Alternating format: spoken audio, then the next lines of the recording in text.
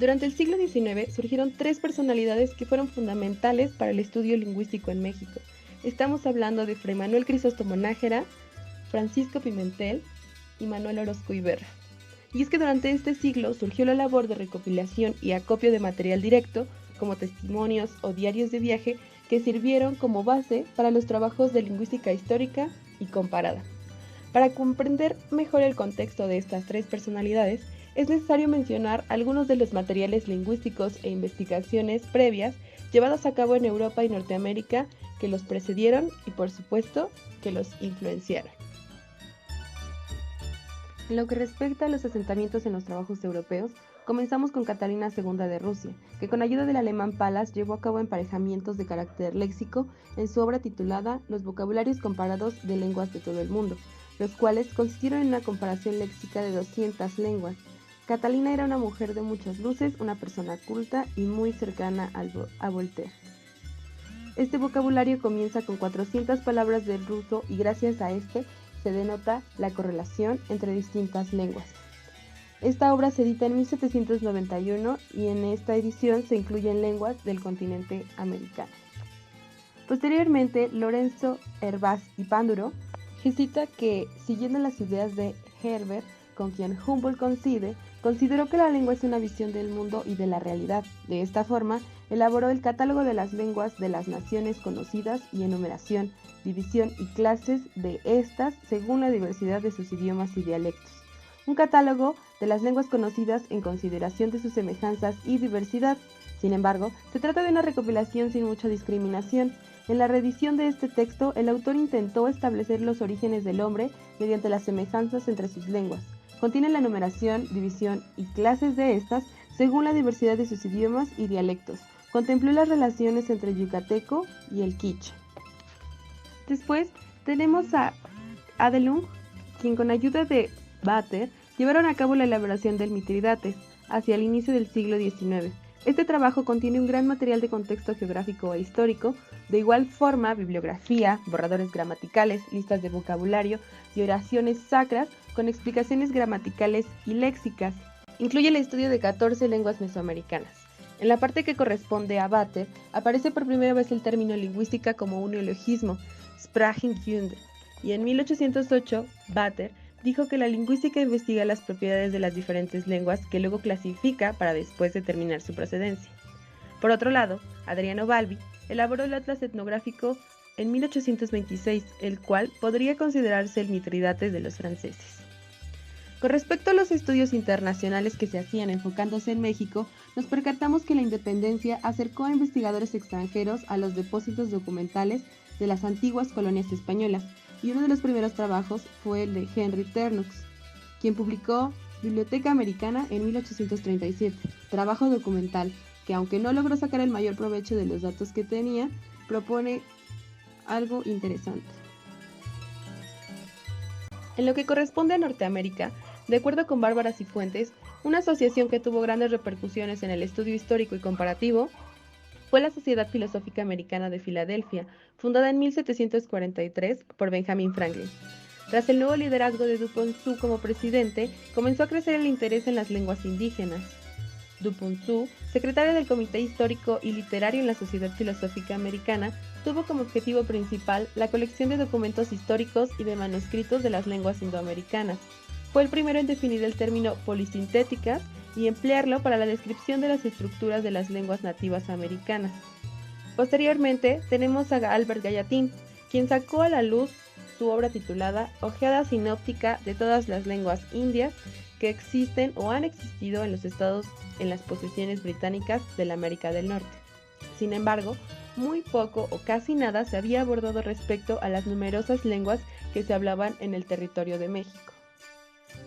En lo que respecta a los primeros pasos de los estudios lingüísticos en México, según Bárbara Cifuentes, observamos que los estudios lingüísticos, que hasta entonces no se nombraban como tal, tomaron la dirección comparativa inaugurada en el siglo XIX, cuya cientificidad estuvo fundamentada en tres supuestos. Número 1. Se perseguía un objetivo de conocimiento desinteresado, a diferencia de la finalidad utilitarista del trabajo misionero. Número 2. Se trataba de constituir la representación de los fenómenos lingüísticos diferenciándolos de aquellos de carácter lógico y retórico. Número 3. Se intentaba que el trabajo lingüístico no ejerciera ninguna acción sobre los mismos fenómenos, tal y como eran los propósitos de las gramáticas que favorecían abiertamente una línea prescriptiva. En este siglo comenzó la etapa inicial de la institucionalización de la disciplina lingüística. Los trabajos más destacados son producto de la Sociedad Mexicana de Geografía y Estadística, fundada en 1833. Esta sociedad designó 4 comisiones para el estudio de las lenguas indígenas. En 1835 se fundó la primera Academia de la Lengua Mexicana, que realizó investigaciones acerca de las lenguas amerindias. Algunas de sus contribuciones fueron formar gramáticas y diccionarios de las diferentes lenguas que se hablaban en toda la República, y el acopio de materiales que sirvieran para la formación de un atlas de la etnografía de la República en la parte perteneciente a los idiomas. Finalmente, a manera de conclusión, consideramos importante mencionar la siguiente cita encontrada en el cuadro descriptivo y comparativo de las lenguas indígenas de México. Aquí, Francisco Pimentel transcribe las palabras de Fray Manuel Crisóstomo Nájera.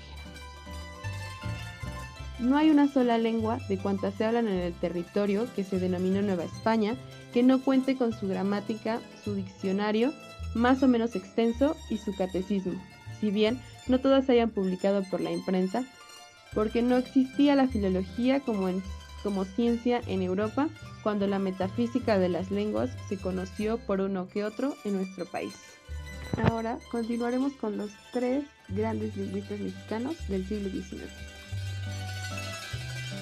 Fray Manuel Crisóstomo Nájera, orador, educador y también reconocido por algunos historiógrafos como el primer lingüista mexicano, nació en la Ciudad de México el 19 de mayo de 1803.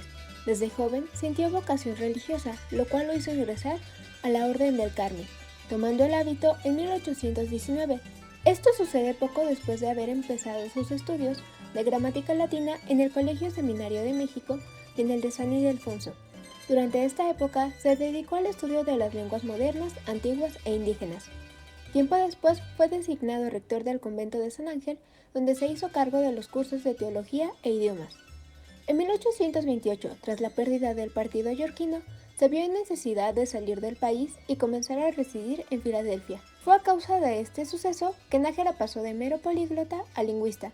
Su contacto con los miembros de la Sociedad Filosófica Americana, donde permaneció por un año, le permitió darse cuenta de inmediato que el conocimiento de los idiomas se podía enfocar de distinta manera a como de costumbre se hacía y, lo más importante, que de estos enfoques podían obtenerse insospechadas conclusiones o resultados.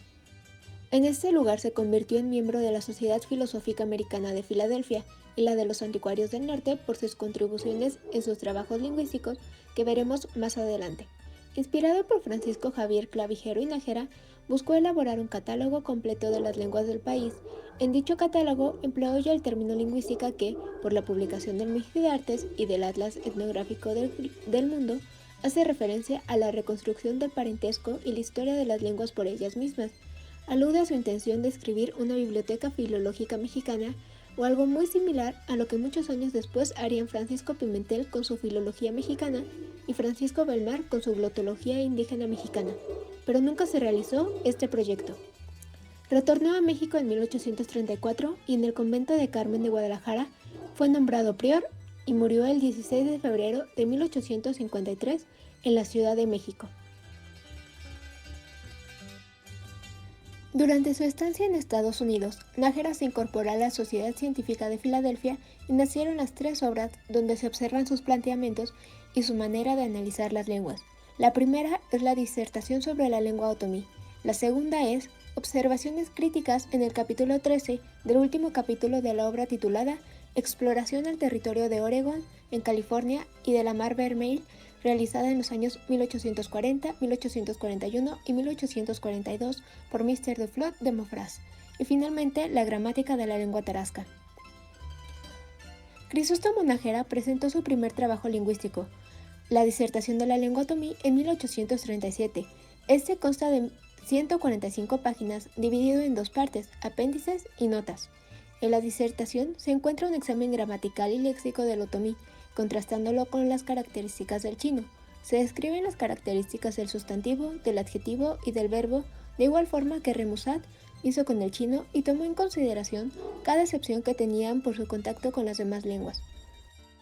En un artículo de Bárbara Cifuentes encontramos que el estudio contrastiguo del otomí y del chino se basó en el funcionamiento de la lengua, es decir, una perspectiva evolutiva desde las semejanzas y el hipotético presupuesto de que ambas correspondían a una misma época a un estado incipiente de la formación del lenguaje.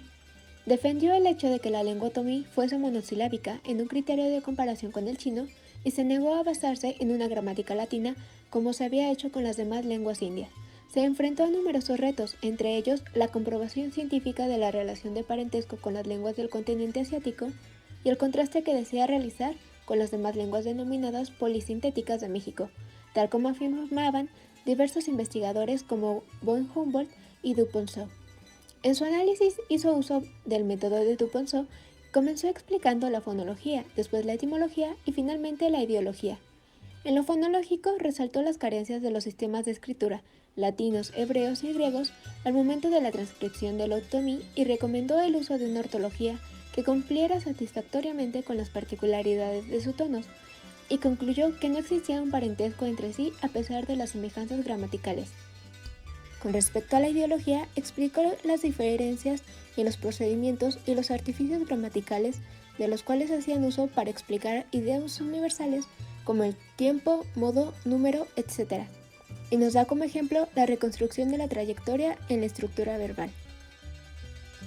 Esta declaración atrajo la atención de otros estudiosos, pues comprobó que la lengua otomí tenía una estructura monosilábica y, de esta manera, descartaba las hipótesis anteriores en que se planteaban que las lenguas de América del Norte eran una variante de una lengua madre. Inclusive el estudioso Duponceau tuvo que reducir su trabajo de aseveración genérica del tipo único o genio polisintético que usaba para categorizar las lenguas americanas. Su contribución, aunque corregida por otros estudiosos, ayudó a percibir los diferentes tipos gramaticales que existían dentro del nuevo continente, contribuyendo también a la hipótesis del origen del pueblo americano. El segundo de los trabajos lingüísticos publicados por Nájera, concebido y redactado en México, salió a la luz en 1845 y se trata de un tratado de 16 páginas redactado en francés bajo el título de Observaciones críticas en el capítulo 13 del último capítulo de la obra titulada Exploración al territorio de Oregón en California y del Mar Vermelho, realizada en los años 1840, 1841 y 1842 por Mr. Duflot de Montfort. Guzmán Betancourt resalta que Nájera se propuso evidenciar y combatir la habitual ignorancia que manifestaban la mayoría de escritores extranjeros respecto a las lenguas de México, desconocimiento que les hacía incurrir en toda clase de barbaridades cuando se refieren a dichas lenguas. Por último, la gramática de la lengua tarasca permaneció inédita hasta 1870. En este trabajo, el autor brinda algunas explicaciones acerca de la conformación de sílabas, terminaciones, verbos y sintaxis, al mismo tiempo que ofrece una serie de datos etnográficos, sobre todo relativos al gobernante principal del pueblo tarasco antes de la conquista. Por lo que corresponde a la gramática en el artículo de Sánchez Díaz, se comenta que en sí estaba compuesta de varias partes, por una nota introductoria sobre el alfabeto y la pronunciación que sigue con apartados referentes a la analogía o etimología de las palabras, los adjetivos demostrativos, relativos, posesivos, los verbos activos y pasivos, y luego ofrece una serie de ejemplos de conjugaciones de los verbos en sus distintos tiempos y concluye con las partes dedicadas a la sintaxis y a la ortografía.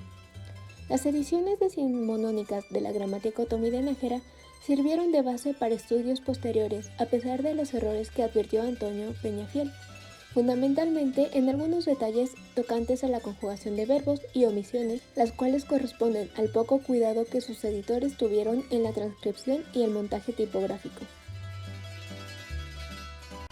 Entre sus aportaciones podemos encontrar que logró revalorar las lenguas indígenas que eran consideradas como jergas, entre ellas el otomí, y con esto buscó contribuir a la interrogante del origen del hombre americano. De igual forma vinculó la estructura del otomí con la del chino y contribuyó a la difusión internacional de la obra del padre Luis Neve y Molina, titulada Reglas de ortografía, diccionario y arte del idioma otomí. Es decir, cobró una relevancia que se reflejó en el nacionalismo, por lo que esta lengua es revalorizada en otras partes del mundo. También desechó la idea que había plantado Duponceau, en la que afirmaba que todas las lenguas del continente americano eran polisilábicas, estableciendo que una lengua tonal como el otomí es monosilábica y además que posee una estructura como la del chino. A través de una clasificación tipológica esperó mostrar las características composicionales de la lengua madre. Sentó las bases para otros trabajos lingüísticos que se elaborarían en México. Señaló la necesidad de la creación de una biblioteca filológica mexicana y finalmente puso en la mesa la discusión de los términos parentesco, afinidad y analogía, los cuales serán retomados por Francisco Pimentel. Francisco Javier Pimentel Hiera Soto, mejor conocido como Francisco Pimentel, nació en Aguascalientes en 1832 y murió en la Ciudad de México en 1893. Fue un historiador, filólogo, lingüista y político mexicano que a lo largo de su vida desarrolló diferentes cargos. Como político, ocupó cargos como el de regidor y secretario del Ayuntamiento de la Ciudad de México. Como filólogo y como lingüista, fue fundador de la Academia Mexicana de la Lengua. Presidió el Liceo Hidalgo y publicó en periódicos como El Renacimiento y El Domingo. Como historiador, colaboró en el Diccionario Universal de Historia y Geografía. Fue uno de los pioneros del indigenismo en México y el primero en hacer estudios sistemáticos y analíticos de la literatura y la oratoria mexicana. A continuación, se muestran algunas de sus obras realizadas durante el siglo XIX. Pero sin duda, el parteaguas para los estudios lingüísticos en México es su obra titulada Cuadro descriptivo y comparativo de las lenguas indígenas de México o Tratado de Filología Mexicana. Francisco Pimentel publicó la primera parte de su cuadro entre 1862 y 1865, en donde se limitó a dar descripciones de varias lenguas del territorio mexicano, pero estas aisladas unas de la otra. Elaboró posteriormente los apartados comparativos y se publicaron hasta 10 años después, entre 1874 y 1875, formando así una obra prácticamente nueva titulada Segunda Edición Única Completa. En esta segunda edición se incluyen las monografías de la primera edición, a las que se suman otras nuevas. Se incluyen también comparaciones entre las lenguas de cada grupo o familia lingüística que se van integrando en la obra y con comparaciones entre tipos de lenguas sin parentesco como el chino y el otomí. Y finalmente, la obra ofrece un catálogo y clasificación completa de todas las lenguas de México agrupadas según tipos, a la manera de Humboldt y Schlegel, y dentro de cada tipo, grupos, familias y lenguas, consolidando así una tipología. Para Pimentel existen muchas obras que han facilitado el estudio de los idiomas mexicanos. Sin embargo, falta un libro que los comprenda a todos conforme a las miras de la lingüística, es decir, un libro en donde se analicen, describan, juzguen y comparen las lenguas. Por lo tanto, él mismo considera su obra como oportuna, porque su libro es el primero que debe poseer todo escrito que se dé a la luz pública, y útil porque se cree obligado a brindar explicaciones acerca de la utilidad de la filología y en consecuencia de su libro. Estas consideraciones las explica él mismo en la introducción de la primera edición de su cuadro comparativo. Además, es un hombre culto que conoce todos los trabajos lingüísticos que se han desarrollado en Europa y Norteamérica y deja claro los objetivos de su obra.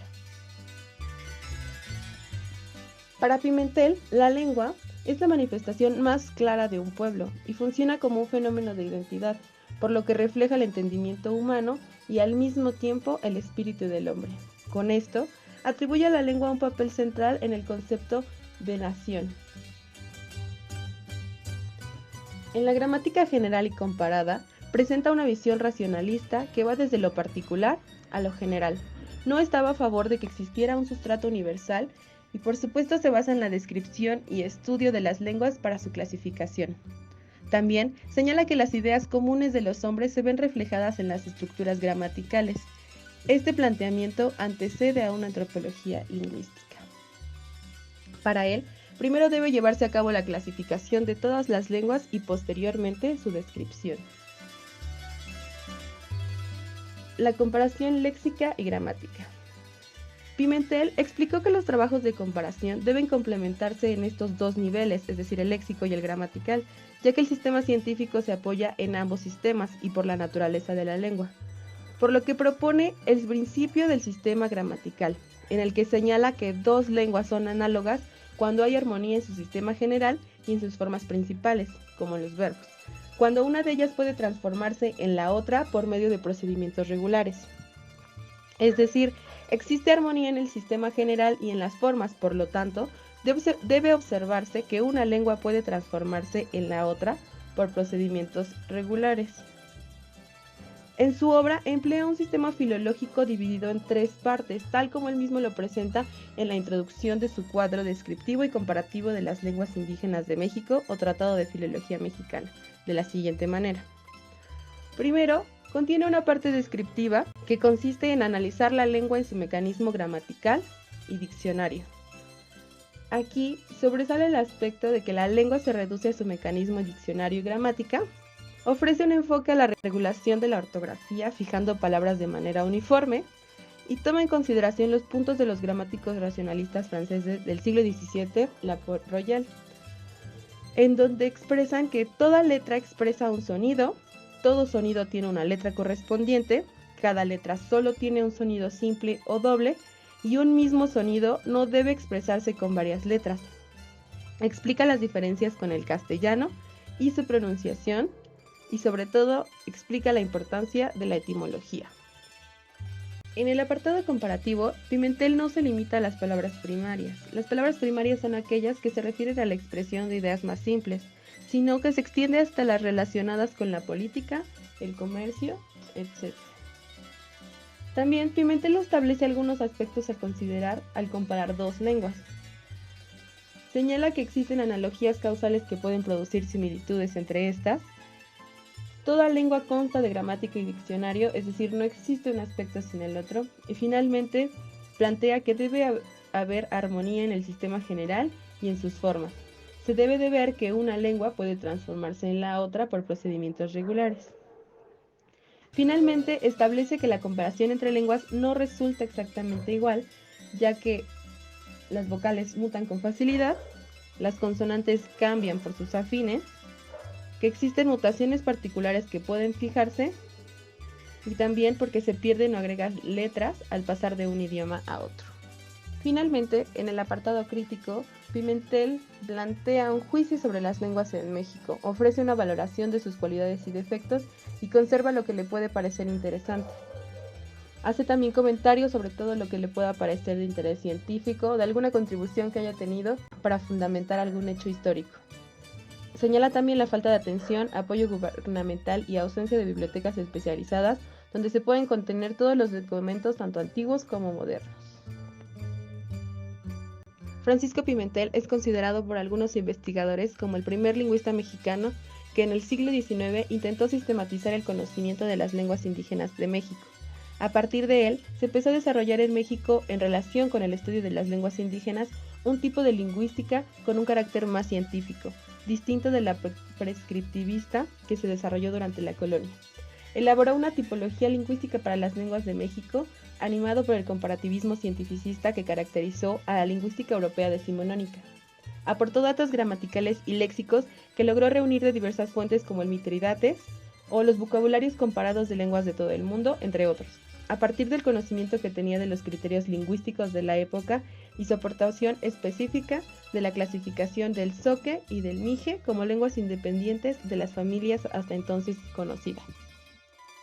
Manuel Orozco Iberra nació el 8 de junio de 1816. Ingresó en el Colegio de Minería a los 14 años. A los 18 años recibió su título de ingeniero agrimensor.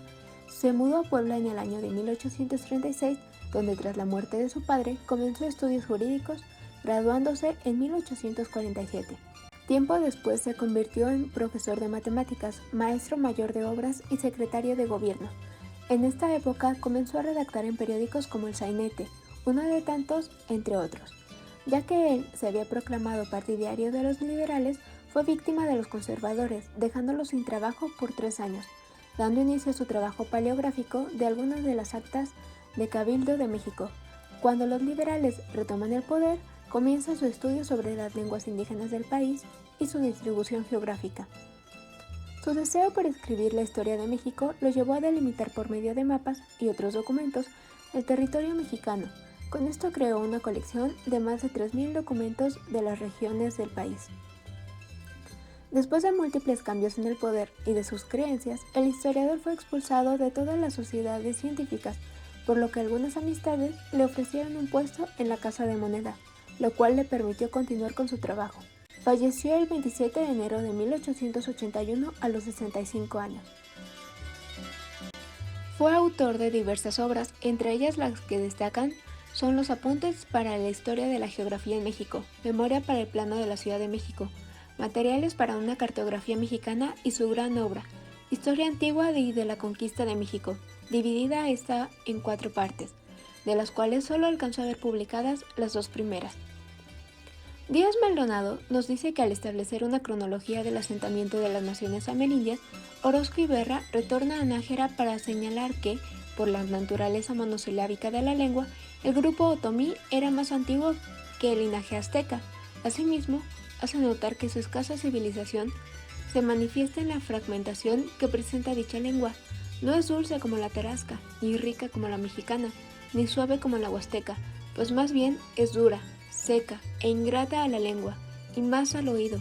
Todo de ella es rústico, vasto, sin pulimiento. El pueblo que lo habla era inculto, pasaba una vida pobre, casi silvestre, aún hoy dividido aquí y allí. Desterrado de sus hogares por los españoles, no ha cambiado su suerte. En 1864 publicó Geografía de las Lenguas y Carta Etnográfica de las Lenguas, precedidas de un ensayo de clasificación de las mismas lenguas y de apuntes para las inmigraciones de las tribus. Este trabajo se dividió en introducción, primera parte titulada Ensayo de clasificación de las lenguas de México, dividida a su vez en 14 capítulos, segunda parte titulada Apuntes para las inmigraciones de las tribus de México, dividida en 12, y la tercera parte titulada Geografía de las lenguas de México, dividida en 25. La Carta Etnográfica de México propone hacer una división en continuos geográficos de una sola lengua etnia del territorio nacional, es decir, plantea un posicionamiento geográfico específico para cada una de las lenguas habladas en México hasta 1864 mediante diversas fuentes históricas. Con respecto a la obra Historia Antigua y de la Conquista de México, Díaz Maldonado nos comenta que está dividida en 4 tomos, todos publicados en 1880, y constituye un modelo absolutamente coherente de reconstrucción y representación de la realidad, mucho más allá de una gran síntesis, o una obra plagada de ambigüedades. Se pueden identificar los distintos elementos pertenecientes a las diversas corrientes historiográficas que se entrelazan dentro de la obra. Se advierten influencias del positivismo, darwinismo, idealismo y romanticismo. En este trabajo, el lingüista pretende reconciliar ciencia y religión, así como el hispanismo e indigenismo, y lo logra mediante el reconocimiento de las virtudes de los exponentes de ambas posturas, hispanista e indigenista. Podemos decir que el trabajo de Manuel Orozco y Berra era adjudicado en diversas ocasiones a Pimentel, ya que ambos estudiaban la clasificación de las lenguas, pero uno de los puntos a destacar dentro de este trabajo fue la diferenciación entre lengua y dialecto, además de que contribuyó a la delimitación de la distribución geográfica de las lenguas antiguas y contemporáneas. Por parte del Seminario de Historiografía Lingüística queremos agradecer su atención y esperamos que les haya gustado este video informativo acerca de los primeros lingüistas mexicanos.